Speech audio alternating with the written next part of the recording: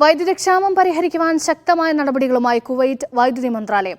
കനത്ത ചൂടും power station തകരാറിലായതുമാണ് ഇപ്പോഴത്തെ പ്രതിസന്ധിക്ക് കാരണം. പവർ കട്ട് അടക്കമുള്ള മുൻകരുതൽ നടപടികൾ സ്വീകരിച്ചതായി അധികൃതർ അറിയിച്ചു. കഴിഞ്ഞ ദിവസം രാജ്യത്തെ 40-ലധികം സ്ഥലങ്ങളിൽ വൈദ്യുതി മുടങ്ങിയിരുന്നു. വർദ്ധിച്ച വൈദ്യുതി ഉപഭോഗവും ഉയർന്ന താപനിലയും നിലവിലെ പ്രതിസന്ധി കൂടുതൽ രൂക്ഷമാക്കുന്നുണ്ട്.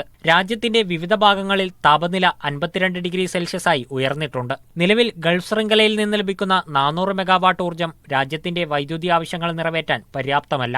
അടുത്ത ദിവസങ്ങളിൽ താപനില വീണ്ടും ഉയരുന്നതോടെ പവർ ഇൻഡെക്സ് ലോഡ് ഉയരുമെന്നാണ് ആശങ്ക. 300 മെഗാവാട്ട് ശേഷിയുള്ള അൽസൂർ സൗത്ത് സ്റ്റേഷനിലെ വൈദ്യുതി ഉൽപാദന യൂണിറ്റ് തകരാറിലായതാണ് വൈദ്യുതി മുടങ്ങാൻ കാരണമെന്ന് അധികൃതർ അറിയിച്ചു. പ്രതിസന്ധി കുറയ്ക്കാൻ മുൻകരുതൽ നടപടികൾ ആരംഭിച്ചിട്ടുണ്ട്. രാജ്യത്തിന്റെ വിവിധ ഭാഗങ്ങളിൽ ഇന്ന് പവർ കട്ടും ഏർപ്പെടുത്തി. മന്ത്രാലയത്തിന്റെ സോഷ്യൽ മീഡിയ പ്ലാറ്റ്ഫോമുകൾ ഓരോ പ്രദേശത്തെയും സമയം 1 മണിക്കൂർ മുമ്പ് പ്രഖ്യാപിച്ചാണ് പവർ കട്ട് ഏർപ്പെടുത്തിയത്. പരമാവധി 2 മണിക്കൂർ വരെ നീണ്ടു നിൽക്കുന്നതായിരുന്നു പവർ കട്ടുകൾ.